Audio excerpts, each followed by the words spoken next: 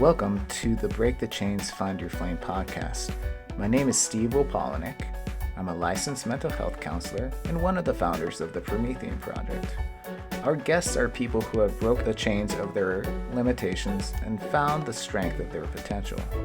We offer their stories as inspiration and as guidance to help others navigate their quest to find their flame.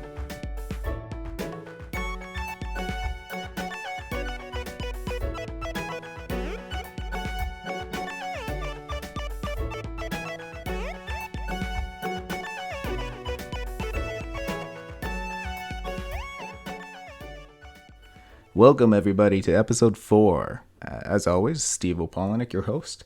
Today we have a very special guest. Our guest is Grace Kavadlo. Grace is a personal trainer and a PCC team leader, group fitness instructor, fitness model, and blogger. She's also certified to teach progressive calisthenics, Russian kettlebell, hardstyle kettlebells, original strength level 1, and she is a yoga 200-hour teacher and massage therapist. But beyond that, she's a hella cool individual. Grace and I dig deep and really talk about pretty much everything. We talk about comic books, obviously. Lost gets brought up, a bunch of other geeky, corny, nerdy, rage things come to play. And we dig deep into the mindset of exercise, fitness, and mental health.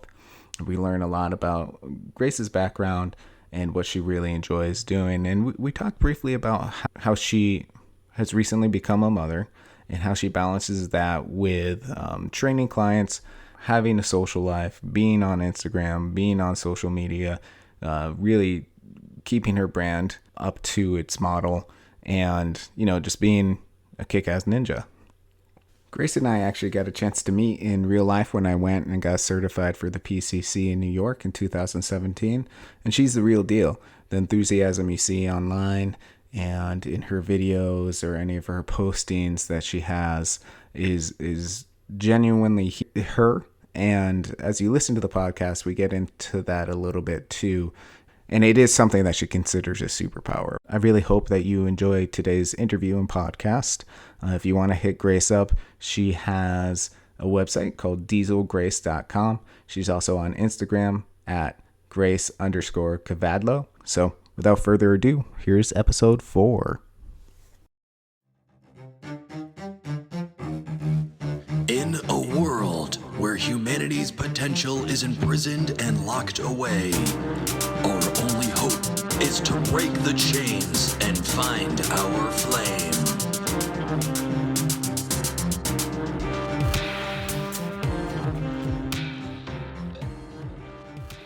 I'm super happy you're here. I'm excited to do this too, actually. Are we already starting? Are you going to do like an official announcement thing? Or we just... I can do it now. Welcome to episode 4 of Break the Chains, Find Your Flame. Our guest today is Grace Kavadlo. Hey, Grace. What's poppin', Steve? Thank you so much for having me on your podcast. I'm honored. Awesome to have you. So we're talking via FaceTime, so if there's any interruptions, let's blame it on technology, because we all know that's a huge crux. Actually, I was listening to Al's podcast, and I think he had a similar statement when he was interviewing someone recently about the cutting out. With Mike, and the connection kept getting broken up. Our Wi-Fi in Brooklyn is a tough one it's a tough nut to crack. Yeah. You have to exact perfect spot in order to get all the, Wi-Fi capability, optimum Wi-Fi capability. It's funny, it's actually called optimum, but it's not. It's one of those things that you create this grand idea for your name and it doesn't really follow through. True. But true. I will say your brand definitely follows through. Diesel Grace. Thank you. Pretty on point. Good job with that one. I appreciate it. I heard the word diesel. I've never heard that term in terms of describing somebody's strength as diesel until I moved to New York and I started hearing that term. I think it might have been Danny that said that. He referred to somebody as diesel, or maybe me as diesel, and I was like, what a great word. Right. And it kind of rung well together as my website. It worked out nicely because I put that website up before I became a Kavadlo, an official Kavadlo. So it would have been awkward if it would have had my maiden name in the mix. So Diesel Grace worked out Great. Yeah, that makes sense. It's like, oh, who's this person? That's not her name anymore. Uh, Nice. yeah, I think diesel is kind of like a northeastern kind of phrase. Just like in Massachusetts, where we're at, it's wicked. It's a Wicked. big thing. Yeah, it's I like like that. it's like wicked awesome.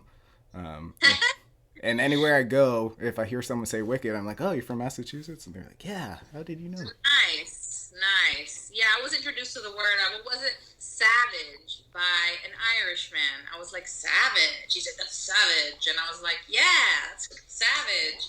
So now I use it mostly inappropriately, but That's great.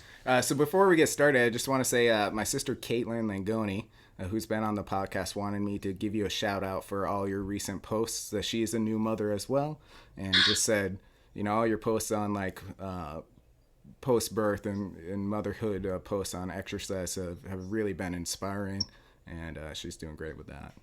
that is awesome. She's also a mother, you said as well. Yeah, her son is 4 months. So 4 months. yeah. Oh, wow. Yeah, it's tough. It's definitely the toughest thing I've had to overcome. This whole postpartum training. As far as training goes, it's not like I was always athletic growing up, Mm-hmm. and so when I would learn something, I would kind of like pick it up, pick it up, pick it up. It took me some practice, like the pull up took me some time, but it's having to like relearn everything after being pregnant, and then like just my body repairing myself. It's just Right. been a whole other beast to overcome. So I'm glad to inspire other women to do it. Yeah, that's awesome. I think even way back when you're talking about pull up, you had a tutorial on how to do pull ups, and she was like super into that too. So she's been with you for the long haul. Oh, that's awesome. That means so much to me, man. Yeah, the pull-up is, as you know, one of my favorite exercises. And when I was not able to do one, just to get the first one, I was Right. like 25. And then to have to get to 10 took forever. Yeah. And then I lost completely, went from 0 to now I'm at 5. Nice. And I want chin-ups. So I haven't even attacked the actual overhand grip just yet. I'm a little nervous about that one, a little intimidated. There's something about the pull up I think is like it's a simple exercise in the sense that you basically lift yourself up above the bar and then lower yourself, but it's not an easy exercise by any means. And just to be able to do a couple reps is super impressive, but it's considered basic, calisthenics movement, but it's so good that like It is. And as far as basic goes, I mean, it's basic for, I feel, a lot of men. Like, I definitely feel like I've trained a lot of male clients who have been deconditioned and can do a lot of other exercises, but they Right. can still sometimes crank out a few chin-ups. oh yeah, that's a good point. But women, though, it's like, in their minds, it's like they've already made it up in their mind that they're like, no, I can't do that. Like, I'm like, oh, we're going to learn how to do a pull-up one day. She's like, most of my clients are like, and they like laugh at me. Right. Or it's like, there's no way that's happening. Like, it's a tough hurdle to get over in terms of when I try to encourage my females to make that part of their fitness goals. They're just kind of like, nah, it's never going to happen. Yeah. But it does. But they got to work for it, for sure. And I think that kind of blends in really nicely with like just the background in exercise and the mind and how it's so interconnected, but people view it as separate. Like, oh, I'm going to exercise. That's where I shut off. And it's like, no, you need your mind 100% while you're doing this to be mindful in that exercising. And that's kind of why like the calisthenics has been such a big push for me, is because you get to be there, you get to feel every movement and like the little tweaks in your ankle or your wrist flexion, and it's pretty just great to be in that moment and mindful in the body. Absolutely. Very well said. Especially when you mentioned the tweaks. I have clients that are like learning how to do stuff like a squat or like a push-up, and they're like, I'm feeling my elbow, I'm feeling this, and it's like, and I'm like, is it pain or is it just you're feeling that muscle work? And it's like they're activating these muscles that they've never used before, and it's just like they're still kind of on the fence of like whether it's pain or whether, I'm like, you're doing good. Just keep, but you're feeling your body, you're feeling those muscles work, man. Very well said. I mean, I think one of my favorite things to do, because I counsel adolescents and adults and some younger kids, and we do a lot of mindfulness practices. And we do like grounding in the sense of like, okay, let's listen to our five senses and see what we can actually pick up to be present in this room and use our senses. And that's kind of an external grounding. I like to do internal grounding with them too, where I'll just have them hold like a low squat for as long as they can, or a plank, or even like a bridge for as long as they can. Because usually if I just have them sit on a couch, they're like, I didn't feel anything. Like, I just feel the couch. But if I have them hold that, you're forced to feel every kind of fiber of your muscle that's being worked or firing. And it's pretty interesting. Describing isometrics like as a mindfulness exercise, it really does put you like, you can't be anywhere else. You have to be like fully present, you know? Right.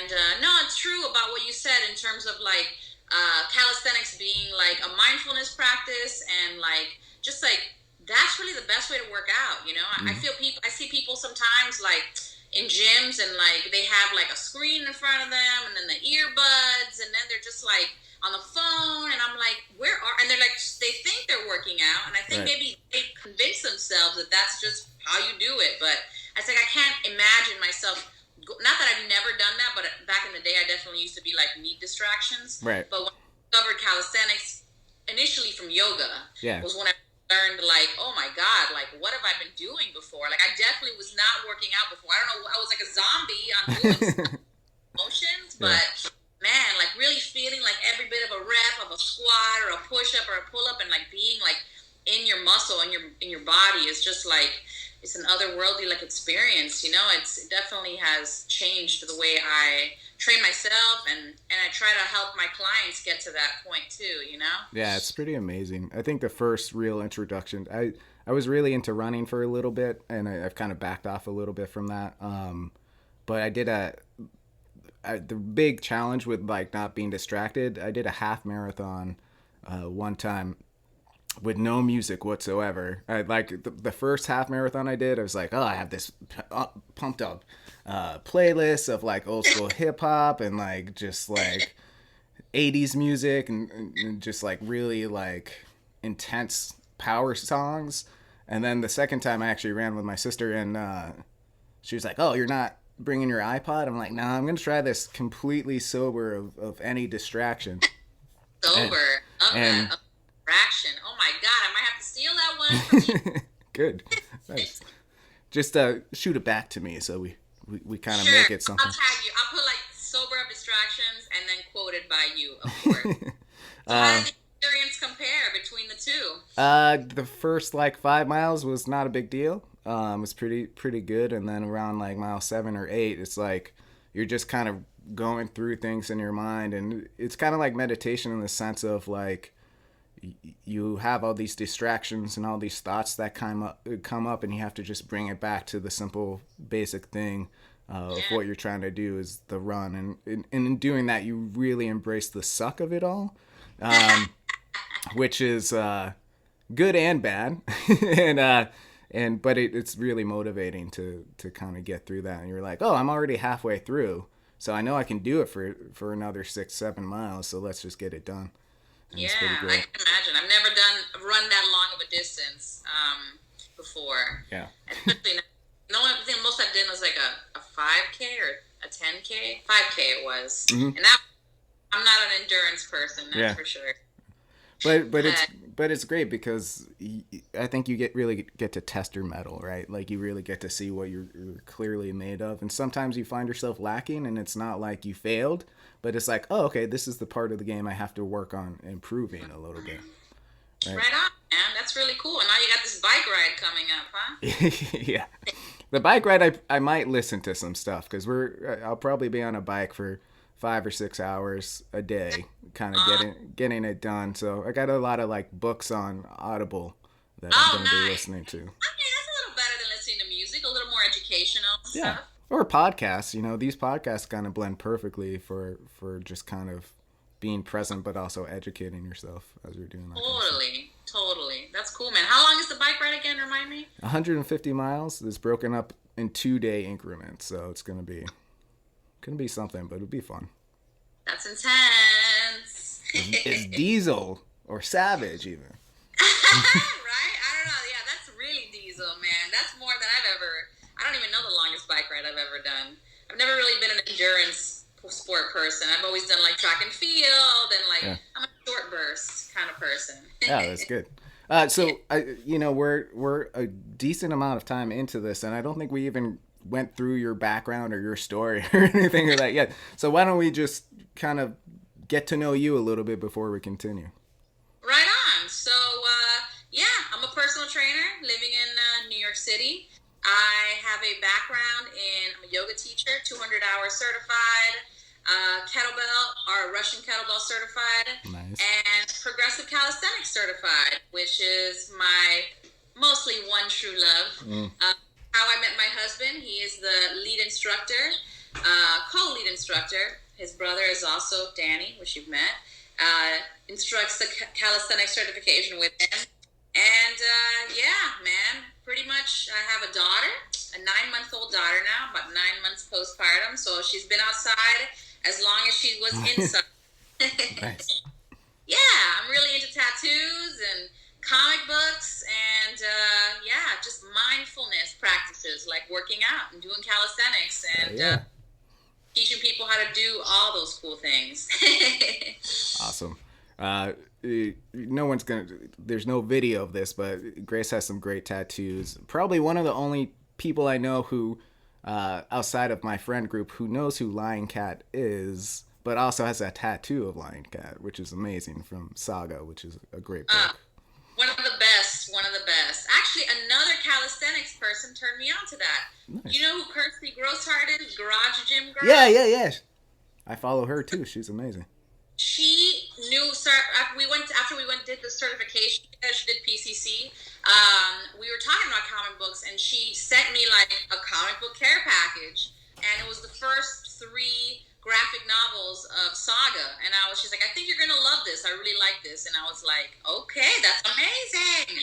So many good people in this community, definitely one of the draws to being in the street workout calisthenics community, but yeah, that was definitely one of the comic books that the artwork in there, Fiona Staples, and it's beautiful, great story. And really. the writing, you can't get much better. Brian Vaughn is the man. So good. So many good graphic novels and story arcs in like Marvel that he's done, but also like Lost. He was a writer on Lost, which is just, my bread and butter right there.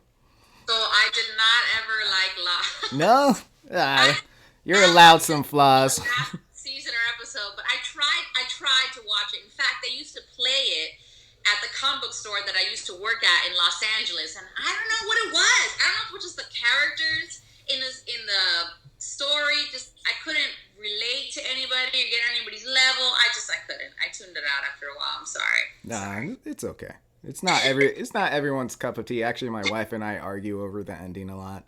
A lot of people don't like it. I'm a huge fan of it because I think that, I don't know, I get really like caught up in storylines, and like I'll go to movies that I don't necessarily want to see, but I need to see like sequels to things just to see exactly where the story arc goes or what happens. Like I saw all the Saw movies, which I didn't really need to see, but I wanted to see what happened to the characters, or like around Halloween. 13 of those already? Like I've seen 2. That's all you really need to see. Like the first one, which is classic, and the second one that has, Marky Mark's brother in it is Sure. well worth it. But then it starts going downhill a little bit. But I'm a sucker for stories, so like if I can dig into it a little bit, I'll just continue it until I can see where it goes. And I'll be happy or sad depending on what happens. It's hard to keep a story going, at least for that long. I don't know. Were you one of the Game of Thrones? Were you one of those people? Yeah, I started reading Game of Thrones a long time ago. So like, did you? Yeah, so Nice. I'm super into the books, and for the longest time, I was a Puritan in the sense that like I don't really want to watch Game of Thrones past the point where the books were, because I wanted to read the books first.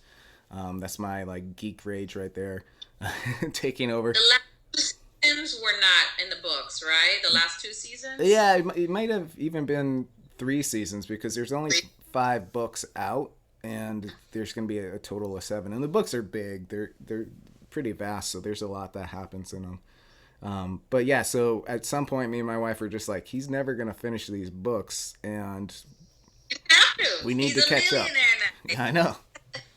So He said, whatever.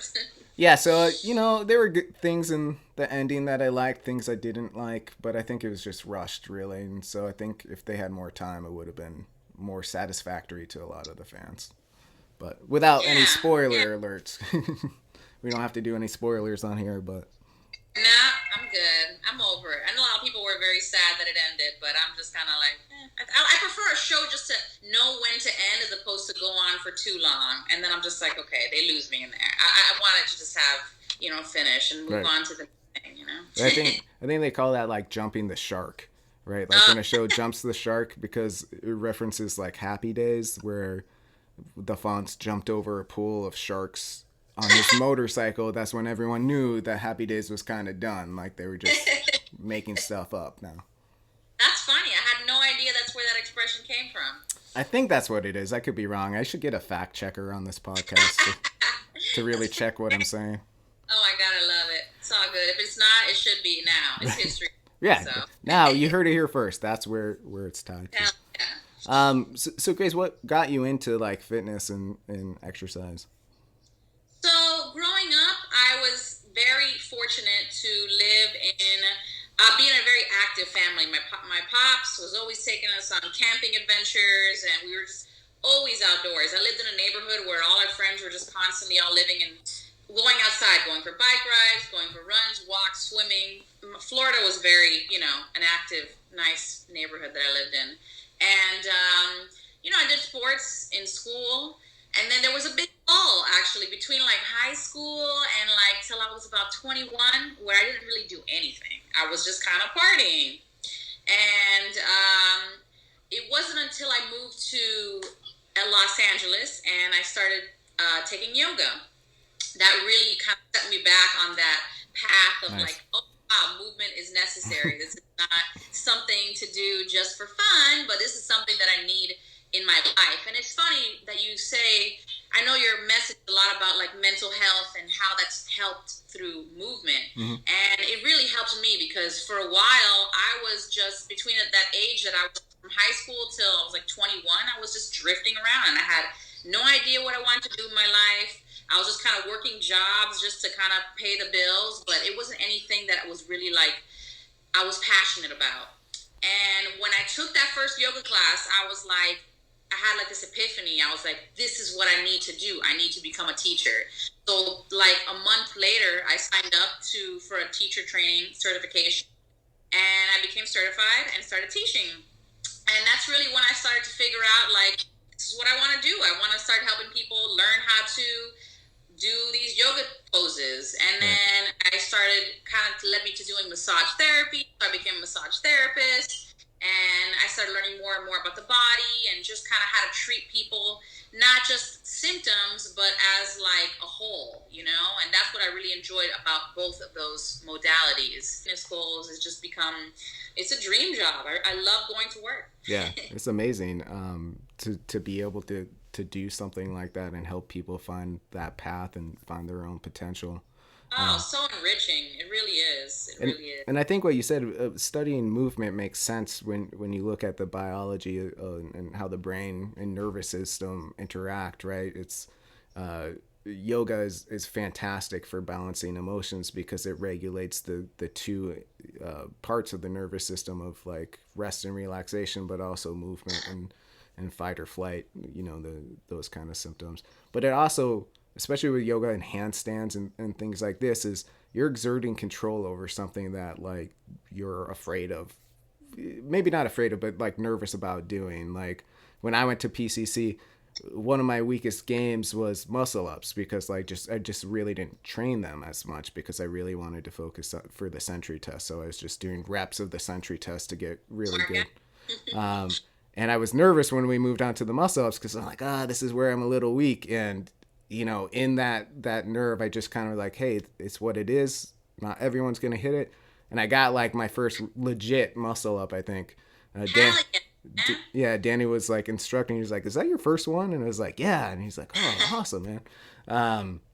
So it's kind of cool to take that microcosmic kind of approach to like, oh, I may be depressed or anxious about the world in general, but in here, I can harness that towards a goal, and like Totally.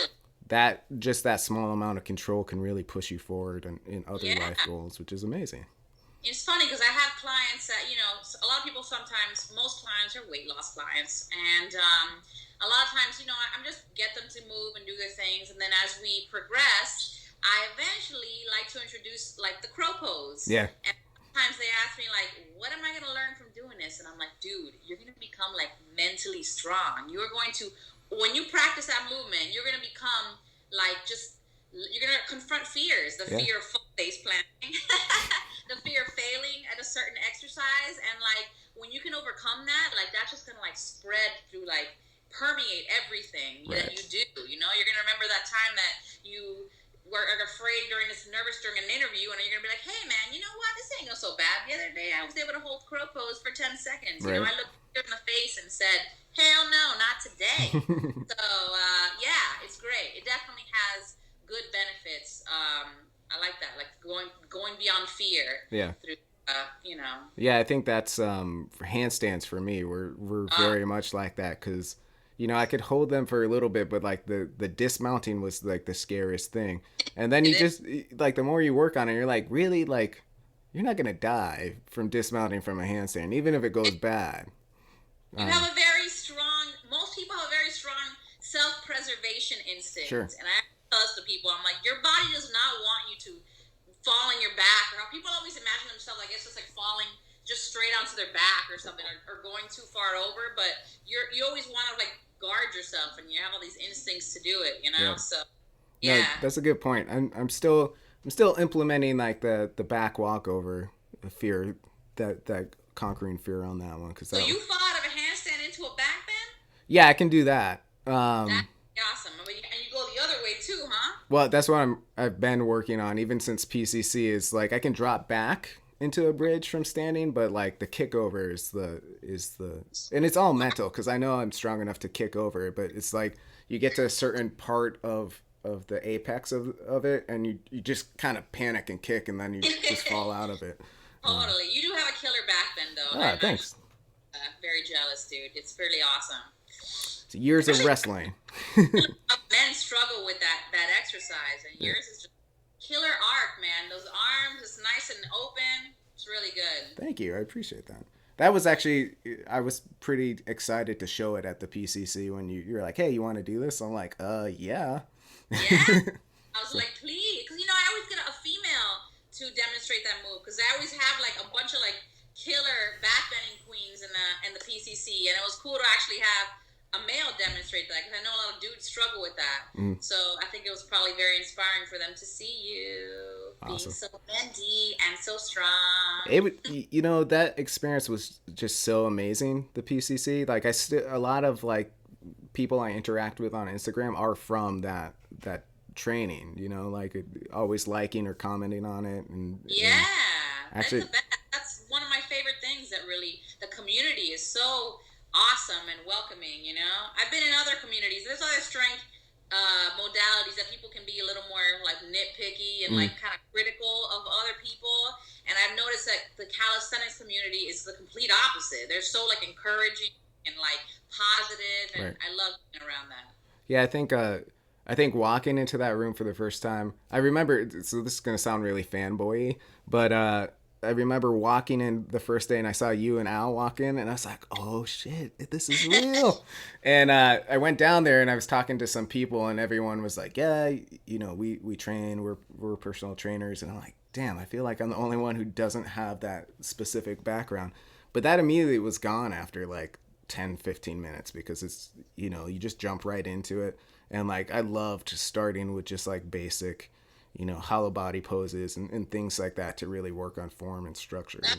That's the best, like people go into, I know a lot of people that do go to these, sometimes like you said, they want to learn the flashy moves, the human flag and the muscle up and the handstand, but it's like, in terms of like training other people, most of the time you're going to be training people to do those other basic exercises. And Right. like, even in your own training, like having a strong foundation in the hollow body, a leg raise on the floor, man, just all that is going to make you better at all those other steps. You know, you just have to conquer them first. Right.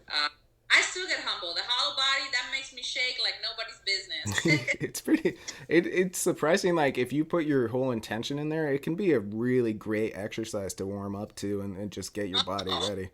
Yeah, one of those awesome isometrics, like get in the zone right now, holding this thing. You're just like, like, yeah, it really awakens everything. It's pretty amazing. And I think you're right. I think a lot of times, like I think the crow is a great move, but also in terms of progressions, it's like a great place to start handstand training and just like hand balance training, because I mean you can do the frog and then into the crow, and then there's progressions and regressions, which is why I love the certification, because it's like you learn every step and you don't pass over it just be like, oh, wall push-ups or like knee push-ups. It's great to I was talking to someone the other day. I was talking about push-ups, and we were doing a challenge at this like community event, and it was like, oh, whoever gets the most push-ups gets a shirt. Awesome. Just to get people active and engaged. And I asked her, I was like, oh, like, how do you want to do your push-ups? Do you want to do straight push-ups? Do you want to do like knee push-ups? But I was like, there's no shame in knee push-ups. That's a good regression or a good place to start with these Agreed. things. I know. It's sad, and I hate that the name for that is a girl push-up, because it's very offensive. I know. It's hard. And you know what? I've tested women in the PCC, and before they're like, do you mind if why can't we do like full push-ups? And I'm like, well, because this is just how the test is. And when they get down there and they're finally in the test and they're doing those push-ups, I see their arms shaking, and I'm like, all right, 30 knees down push-ups is no joke. No, it's not.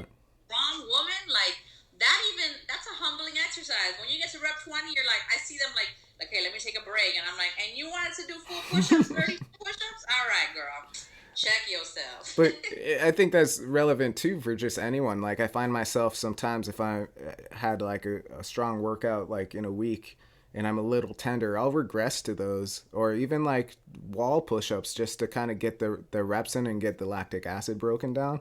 And that would be my workout, and I'm completely fine. You don't have to put high numbers up just to. No. I usually warm up with like a set of incline push-ups. My hands on incline surface. And sometimes that's just my workout. I'm like, actually, it's not that bad. Maybe I'll just only do basic stuff today. And I do knee raises on the ground, and I do like easy bridges, and it kills you. If you do the right amount of like reps and sets of that, like you'll feel the burn. Yeah, shoulder bridges. Oh, sorry. Go ahead. No, I'm sorry. What was that? I was saying shoulder bridges are like sometimes just doing high reps of that is fantastic, because it's got that hinge. And that's what I really liked, really focusing on. Just I was like, oh, my thoracic spine is pretty on point. Let me just work on some of this hip flexion and kind of do it. And like at the end of doing like 50 of those, you're just like, yeah, it's pretty fantastic though. Yeah, or even just holding the isometric contraction of that for like a minute, you know, is all right. On fire, I'm done. Right. I think I've wanted to, maybe I'll have my daughter do this with me at some point, but I've wanted to hold a bridge and have my daughter eat her dinner on that bridge at one point. Amazing.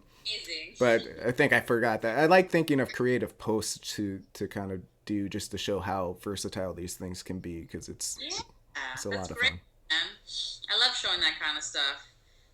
It's good because especially like a move like that, like it's like a nice bridge and just having fun with it. You know, people sometimes take their social media for like working out. It's like really intense and they're sweating, and it's just like, okay, simmer down. You know, sometimes working out can just be chill. It doesn't have to be like all out. You know, balls to the wall, like dying pool of sweat. You know, demonstrate a move and you're just kicking it. You're having fun and you're relaxed, you know? Tension and relaxation, right? We don't want to always be tensed. Right, no, and I think that's an important part of the message, because so many people, like, when I train people periodically, we kind of talk about it, and they're like, or if they've watched The Biggest Loser and they're like, oh, I have to go hard like The Biggest Loser. And I'm like, listen, there's so much that happens on that show that's not realistic, which is why so many people gain the weight back when they go home, because they don't have, they're in like this structured setting where they don't have to worry about this other stuff, and so that's why they can commit to this kind of stuff. And even like in counseling here, when we talk about nutrition, a lot of people, they're just so skewed on like what it is that, like, how to eat, and they're like, what diet do I do, what should I do this? And I was like, it's simple, man. Like, if you want to lose weight, cut out some calories and exercise. Yeah, But if you want to eat healthy, just eat natural stuff. yeah, no, people want to do like this extreme. They want like just like you to say something extreme, like, all right, you have to cut out everything. You can only eat meat and vegetable, and that's it, nothing else. Water only. And then it's like for exercise, you have to like do something, work out until you're just like a pool of blood and sweat and tears on the ground. And it's just like, okay. And that stuff is not sustainable, you Yeah. know? Like, in terms of like long term results, like you need to like what you're doing. And I have people that ask me all the time, like, what's the best diet and what's the best workout? And for workout, I'm always like, well, what do you like doing? You like doing bar? You like doing spin? All right, cool. Do that on the regular. You know, maybe just kind of 5 days a week for certain things. Oh, you like doing, I don't know. I don't like to tell people, oh, just only do calisthenics, because not everybody's into that. You know, Right. I have some clients that do body weight stuff and they love it. And I have some clients that they have they have more fun when we do kettlebell stuff or lift Right. a bar, feel better about themselves, you know, maybe doing a heavy barbell lift as opposed to doing like maybe a knees down push-up. So it's like whatever gets them excited about working out, like that's the best workout, you know. And if you're doing it and you're progressing, you know, whether it's adding a little bit more weight or, you know, just kind of messing with either the frequency or intensity of it, you know, you can get results. But you just have to have fun. It can't always be like, I hate working out, it sucks, you know. Because then you're not good ever. No, exactly. My favorite thing is my family. So my brother does martial arts. He lived in Taiwan for a number of years doing martial arts out there.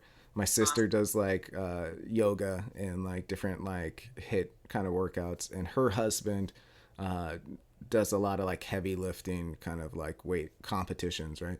And so it's cool to have those different dynamics in the family, because sometimes if we have the time, we're like, hey, let's do a workout, and we'll mix in people's interests, right? So it's not always like, yeah, let's just do pull-ups and push-ups, or like I just recently started working on deadlifts because I had never really done them, and so I was like, oh, you know, I want to see, and it's kind of super fun for me. Just I don't do it all the time, but every once in a while, just walk up to the bar and like do a couple reps, and it feels pretty awesome. Dude, I totally feel you. You know, I told you coming back from like my postpartum, I was just like, you know, I couldn't do a pull up. I can't do a pistol squat. There was a lot of exercises that I was unable to do like right off the bat when I was able to start, when I was cleared to work out again.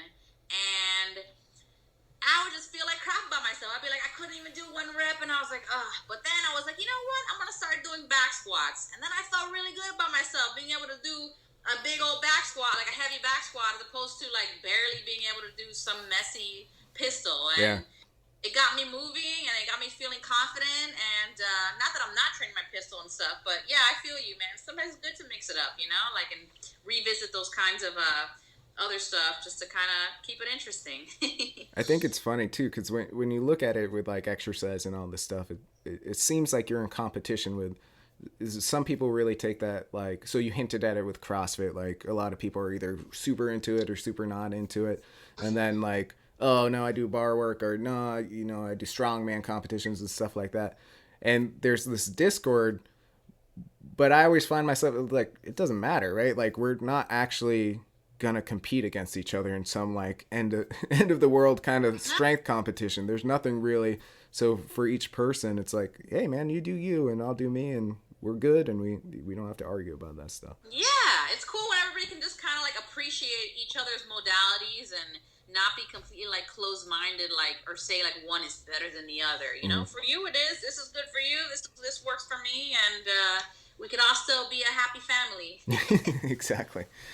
So Grace, we only have a couple minutes left. I have some clients coming in. So I have a couple questions I just want to ask you, just our standard check-in questions of the podcast. So there's two. And the first one is, all right, so we talked about the world of comics. If you could have any superpower, what would it be and why? I would like to be able to teleport. And yeah, I'd like to just be able to, like be sort of either that or be like really, really fast, like a Quicksilver type of person. Nice. And that definitely has benefits being a new parent too, right? Yeah. Yes. I could just do stuff really quickly, be like one area. Plus, I also hate the idea of traveling. But I guess in terms of like doing good for humanity, I don't know what that would do except for just I wouldn't have to get on a plane anymore and travel. so, Nice. so are we talking about one that's good for me or one that's me benefiting humanity? Well, I mean, like one that's good for you would help you with that kind of giving back, right? So it's kind of one and the same, right? Yeah. If you feel clearer or have more free time, you have more time to give back, so that works. Look at you. You said that better than I could, brother. All right, and then the second one kind of goes along with that, but it has more real life applications to it. So, what would you say your actual superpower is? Wow. My actual superpower is, I guess, my enthusiasm, my energy. I try to. Al always says I'm very good at like, I don't want to say faking enthusiasm, but I'm definitely like when I'm with someone, when I'm at work, or when I am with a client, no matter what bad things are happening in my personal life, I can always just suck it up and just be super positive and bring the thunder, bring the energy for that person, because that to me is the best way to be a trainer and a human, and I feel like I want to be selfless in a way where I want to make people feel good. And Right. when people come at 6 a.m. and they don't want to work out, and let's say I haven't slept because the baby was up all night, like I'm not going to bore them with that. I'm going to be there for them, and I want to be there to hype people up and make people excited. So yeah, I try not to be a rain on anybody's parade, man. That's great. A lot of people might say, "Hey, fake it until you make it," which I've always had issues with that because it Yeah. implies you don't have that power, that ability. I like to look at it as more as like allowing yourself to kind of access a different part of yourself to kind of make it through. Like give And yourself permission. Yeah, especially sometimes it helps you work through whatever it is you're feeling. You're just like all of a sudden like, wait a second, I was angry about something a second, but right now it's not about me, it's about this person. And then sometimes by the end of that session, you already forget what it is you were upset about or sad about, and you just kind of move on. So hell yeah. Yeah, that's great. It's that idea of like I think Al had an article on it of viewing something as not I have to, but I get to, and Yeah. automatically it puts you in that positive frame of mind, and it opens up so much more. Like that law of attraction, like what you put out there comes back to you. It's how you flavor the Definitely. lens of everything. Definitely. Awesome. All right, so Grace, any last bits of wisdom or anything you want to impart to everyone? And I'll include all your information on the post too, so people can like hit you up on the website and everything. Very cool. Well, if you're struggling with your fitness goals, a lot of people, they get nervous about just getting started. And the first step is to just get in the gym and do it. Stop talking about it. Start moving. Whatever it is. If it's just getting on the ground right now and doing a set of push-ups or doing a set of squats, whatever gets you moving, whatever gets that blood flowing, whatever makes you feel good, just start doing it. And there ain't nothing to do but to do it. So Right. No excuses, get moving. You'll feel better, I promise you. Awesome words of wisdom. Well, as always, Grace, thank you so much for everything and being an inspiration and putting good content out there. I think it's amazing to see the updates on everything. Thank you so much, brother, for having me on here. It was an honor, and I hope we get to talk again soon. Awesome. I look forward to it.